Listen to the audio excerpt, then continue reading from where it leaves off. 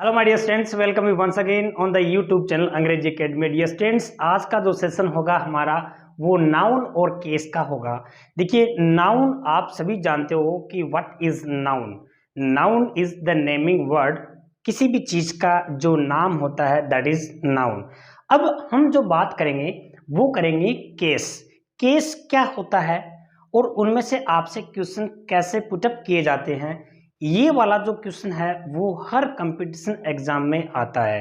चाहे छोटी से लेके बड़ी एग्जाम तक उसको सेंटेंस इंप्रूवमेंट में पूछ लेगा या कोई भी एरर डिटेक्शन वाला जो होता है उसमें पूछ लेगा। देखिए दोस्तों, आपको ये समझना है कि जो केस होता है वो कितने प्रकार के होते हैं।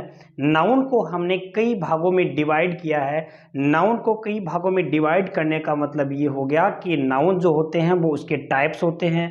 नाउन और उसके जो जेंडर होते हैं उसमें आपको डिवाइड किया है इसको। फिर नाउन जो है वो नंबर में डिवाइड किया है, सिंगुलर नंबर, प्लूरल नंबर, इस तरह से। उसके बाद में जो आगे वाला जो आता है वो आता है नाउन और जो उसके केसेस हैं। वो केसेस क्या होते हैं, सबसे पहले हम उनको डिस्कस करेंगे।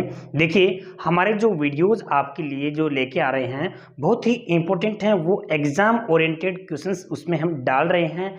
आपको कंटिन्यू इनको देखना है, समझना है। जो भी आपकी प्रॉब्लम है उसको कमेंट बॉक्स में आप अपना जो फीडबैक दे सकते हैं, so that we can improve your solution and we can solve your problem, right. अब हम डिस्कस करेंगे कि जो केस होते हैं वो कितने प्रकार के होते हैं और क्या होता है। देखिए, आपके सामने मैंने दो सेंटेंस लिखे हैं। इन दो सेंटेंस में आपको मैंने ये बताने के लिए लिखे हैं कि आपको ये पता चलना चाहिए कि आपके एग्जाम में क्वेश्चन को कैसे पुटअप किया जाएगा, कैसे पूछा जाएगा। यहां लिखा है कि a table's legs were broken by my brother, और ये वाला तो एरर डिटेक्शन वाला है। अगर आपसे एरर डिटेक्शन से पूछ सकता है तो इसमें किस पार्ट में एरर है और क्यों है ये नहीं पूछेगा, ये आपको जानना है। दूसरा सेंटेंस दे रखा है कि एवरीथिंग्स लाइफ इज शॉर्ट। यहां पे आपको इसका सेंटेंस इंप्रूवमेंट के रूप में पूछ सकता है। सेंटेंस इंप्रूवमेंट का मतलब ये हो गया कि आपको ऑप्शन देगा, option A, option B, option C और डी। ठीक है, इसमें आपको ये लिख देगा कि इस सेंटेंस को ऐसे लिखना है या इस सेंटेंस को ऐसे लिखना है। तीन भागों में वो डिवाइड करके, और चौथा जो पार्ट होगा, डी ऑप्शन होगा, उसमें ये लिखेगा कि नो इम्प्रूवमेंट, की इम्प्रूवमेंट की आवश्यकता नहीं है। तो आपको ये देखना है इसमें कि दोनों के अंदर क्या एरर है, क्या गलती है। तो आपको दिमाग लगाना है कि इसमें ये वाला पोर्शन है वो रॉन्ग है, और रॉन्ग है तो क्यों है। दूसरा आपका पोर्शन ये वाला रॉन्ग है और ये रॉन्ग है तो क्यों है। इसको जानने के लिए सबसे पहले हम समझते हैं नाउन एंड केसेस। देखिए डियर स्टूडेंट्स, सबसे पहले हम ये देखेंगे कि केस होते क्या हैं। केस क्या होता है कि केस कोई भी चीज का रिलेशन बताता है। कोई भी एक नाउन का दूसरी नाउन से जब रिलेशन बताए, कोई भी चीज का आपका वो उसको इंडिकेट करे कि वो नाउन है वो किस रूप में क्या हो रही है, डेमोन्स्ट्रेट हो रही है, प्रदर्शित हो रही है, दैट इज कॉल्ड केस। इसके जो पार्ट है वो पहला है नॉमिनेटिव केस होता है। नॉमिनेटिव का मतलब क्या होता है, सब्जेक्टिव केस। ये सिर्फ आपको समझना है। इसमें सिर्फ आपको ये बताऊंगा मैं आपको कि आपके एग्जाम में से कौन सी चीज है वो पूछी जाएगी। आपका फोकस उस चीज पे ज्यादा होना चाहिए। समझ में आया? ये फर्स्ट ऑफ ऑल आपको सिर्फ नॉर्मली देखना है कि इसमें से क्या क्या होते हैं। अगर आपके याद नहीं भी होते हैं तो आपको ज्यादा स्ट्रेस लेने की आवश्यकता नहीं है। आपको सिर्फ ये समझना है कि एग्जाम वाली चीज है वो कौन सी है। You have to pick up that thing. Nominative case subjective case होता है। जैसे कि यहां मैंने लिखा है मोहित, तो मोहित क्या है, नॉमिनेटिव केस है। नाउन का कौन सा केस है, नॉमिनेटिव केस है, that is subjective case, we can say that. दूसरा आ रहा है ऑब्जेक्टिव केस। ऑब्जेक्टिव केस हो रहा है यहाँ पे, जैसे कि रीना लिखा हुआ है वह ऑब्जेक्टिव केस है। इसमें क्या लिखा हुआ है, हर लिखा हुआ है, दैट इज ऑब्जेक्टिव केस। उसके बाद में देखिए अगला जो क्वेश्चन आपका जो आता है पॉइंट है वो होता है पजेसिव केस। यहां से आपकी एग्जाम में 100% क्वेश्चन जो है वो पिकअप किए जाएंगे, पूछे जाएंगे, पुटअप किए जाएंगे।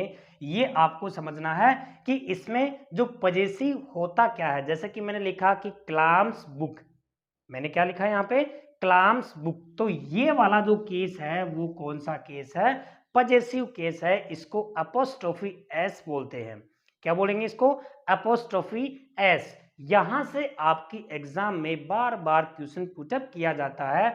ये अपोस्ट्रोफी एस वाला जो है वो आपको ये देखना है कि ये अपोस्ट्रोफी है वो कहां लगेगा, वो किस किस जगह पे कैसे कैसे उसका यूज किया जाता है।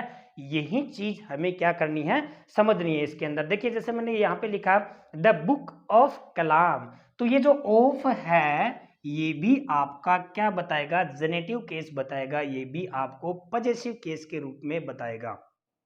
समझ आया। उसके बाद में आता है आपका वोकेटिव केस। वोकेटिव जो केस है वो हम जब भी करते हैं ना, कोई चीज को संबोधन करते हैं, एड्रेस करते हैं किसी भी चीज को, तो वो एड्रेस, जैसे मैंने बोला कि Ram come here, Ram come here, तो यहाँ पे ये जो है वो सब्जेक्टिव केस नहीं है, ये नॉमिनेटिव केस नहीं है, ये वोकेटिव केस होगा। बिकॉज ये क्या कर रहा है, एड्रेस कर रहा है, ये संबोधन करके बोल रहा है कि यहाँ पे मोहित यू कम हेयर।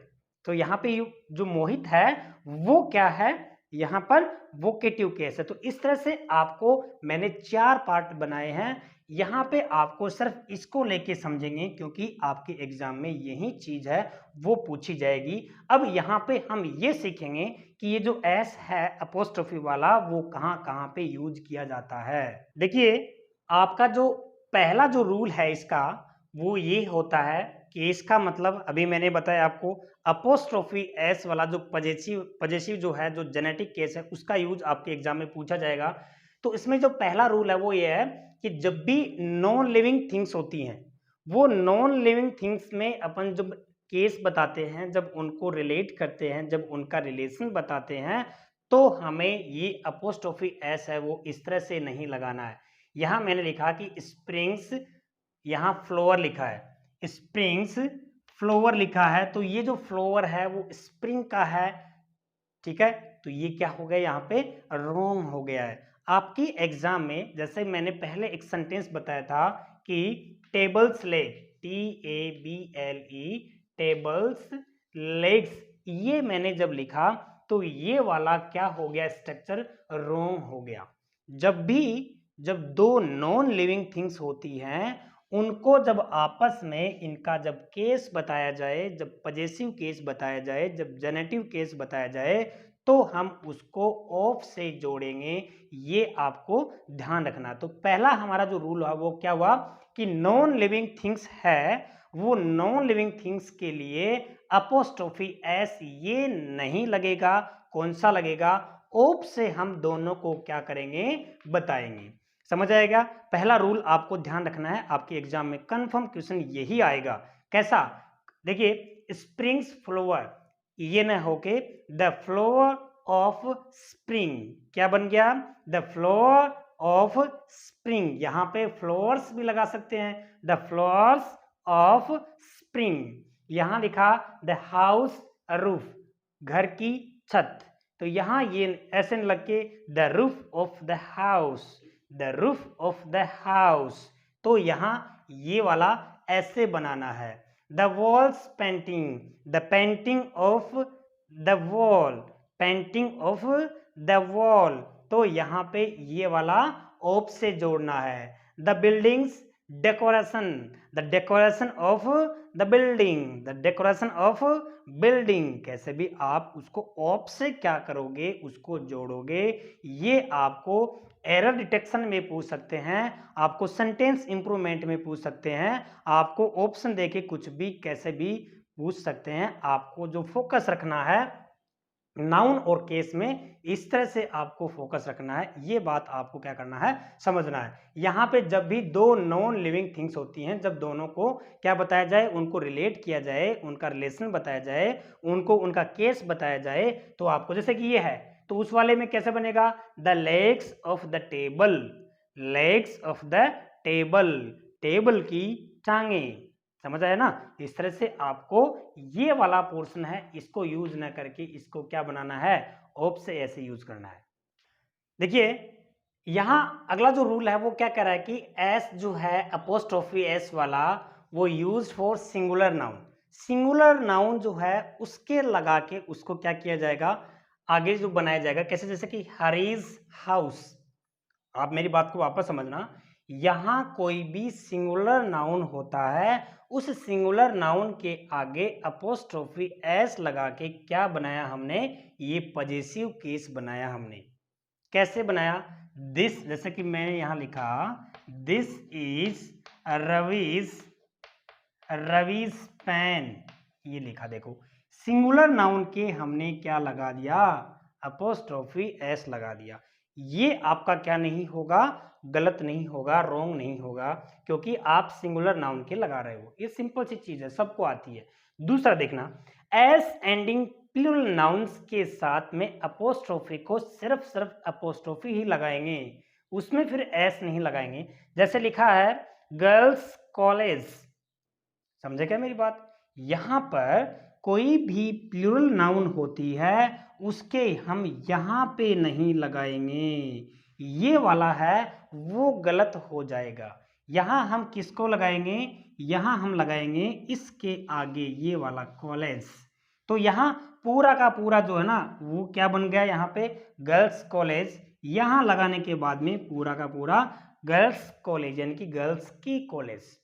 जब भी, वापस समझना, जब भी कोई भी प्लूरल नाउन यहां पर आती है यानी कि एस एंडिंग वाली, प्लूरल नाउन का मतलब क्या हो गया, एस एंडिंग वाली, यानी कि एस से एंडिंग हो रही हो कोई भी प्लूरल नाउन, उसके साथ में हम सिर्फ अपोस्ट्रोफी लगा के ही उसका जेनेटिव केस या फिर पजेसिव केस बनाएंगे। बॉयज हॉस्टल, देखिए बॉयज शूज, यहाँ पे गर्ल्स शूज, यहां जो प्लूरल नाउन है वो प्लूरल नाउन कौन सी, देखो वापस समझना, अगर यहां ये हो गया WOMEN वुमन हो गया, MEN ये हो गया, तो यहां जब भी आप इनका पजेसिव बनाओगे तो यहां इनके आगे हम एस लगाएंगे, ये ध्यान रखना। अगर यहां पे आपको महिला कॉलेज की बात करें तो वुमेन्स COLLAGE कॉलेज, ये हो गया वुमेन्स कॉलेज। तो यहां पे देखो इसका सिंगुलर क्या बनता है, ये बनता है ना WOMAN, यही तो बनता है सिंगुलर। सिंगुलर के साथ में अगर ये एस लगाया तो वो गलत माना जाएगा। वो हम क्या बनाएंगे, सिर्फ और सिर्फ प्लूरल नाउन है उसके अगर एंड में एस नहीं है तो उसके एंड में ऐसे एस लगा के, अपोस्ट्रोफी वाला एस लगा के उसको हम क्या करेंगे, उस सेंटेंस को कंप्लीट करेंगे, उसका पजेसिव केस बनाएंगे। समझ में आया क्या आपको। जैसे ये हो गया, यहां पे मैंने कहा कि चिल्ड्रेंस, ऐसे बोला CHILDREN, ये हो गया। मैंने कहा कि चिल्ड्रेंस स्कूल बोला SCHOOL, ये आपके सामने लिखा है, ठीक है। अब यहां पे आप इसको यहां एस ऐसे लगाओगे, प्लूरल, मैंने देखिए वापस समझना, जिस भी प्लूरल नाउन के आगे, ऐसी नाउन जो बहुवचन हो जो प्लूरल हो उसके आगे एस लगा हुआ है तो उसका जो जेनेटिव केस जो है, उसका पजेसिव केस जो है वो केवल दोनों के बीच में अपोस्ट्रोफी लगा के बन जाएगा। दूसरी बात, अगर कोई भी प्लूरल नाउन है उसके आगे कोई भी एस लगा हुआ नहीं है तो हम उसके एस लगा के ऐसे अपोस्ट्रोफी एस से ऊपर लगाएंगे, पहले लगाएंगे, तो यहां वुमेन्स कॉलेज ये बन गया आपका। समझ में आया। मेंस, जैसे यहां लिखा कि मेंस हॉस्टल, ये लिखा है मैंने, समझ में आ गया मेरी बात। उसके बाद में देखिए अगर यहां पे आपका आता है चिल्ड्रेंस, तो देखो चिल्ड्रेंस आ गया, यहां पे अपोस्ट्रोफी लगा दिया, दो बात सामने निकल के आई। अगर एस नहीं है तो आगे क्या लगाएंगे, एस अगर एंड हो रहा है तो बीच में लगाएंगे, एस एंड नहीं हो रहा है तो यहाँ पे क्या लगाएंगे, एस से पहले लगाएंगे, क्योंकि ऐसी बहुत सी प्लूरल नाउन हैं जो क्या हो रही हैं, बिना एस के, बिना एंडिंग एस के भी वो क्या बन रही हैं, प्लूरल बन रही हैं। समझ में आया। इस तरह से ये दोनों रूल आई होप कि आपको समझ आए होंगे। देखिए आगे विद पर्सोनिफिकेशन। पर्सोनिफिकेशन क्या होता है, सबसे पहले मैं आपको ये समझाता हूं कि कोई भी जो लाइफलेस थिंग्स होती है, पर्सोनिफिकेशन क्या होता है, कोई भी चीज का पर्सोनिफाइड करना। पर्सोनिफाइड करने का मतलब क्या हुआ कि कोई भी लाइफलेस थिंग्स होती है, जो निर्जीव वस्तु होती है, उसको सजीव के रूप में प्रस्तुत किया जाए, बताया जाए, इंडिकेट किया जाए, दैट इज द पर्सोनिफिकेशन। जैसे कि डेड्स आईसी हैंड, तो पर्सोनिफिकेशन के साथ में यहां अपोस्ट्रोफी एस लगेगा, का के की बताने के लिए, पोजीशन बताने के लिए, उसका पॉजिटिव केस बताने के लिए, जेनेटिव केस बताने के लिए क्या करेंगे, deaths IC hand, fortunes favour favourite, fortunes favourite, ठीक है, सोरोज टीयर्स, सोरोज टीयर्स, दुख के आंसू, नेचर्स ब्यूटी, प्रकृति की सुंदरता। समझ आया ना आपको? इस तरह से आपको ये जो सिस्टम है, ये जो सेंटेंस हैं, ये जो फ्रेज हैं, आपको इस तरह से करना है। नेक्स्ट पार्ट हम पार्ट 2 में देखेंगे। आज आपको इतना समझना है, इसको बार बार आपको नोट बना के रखना है, समझना है, क्योंकि यहाँ से क्वेश्चन कंफर्म आने वाला है। All the best.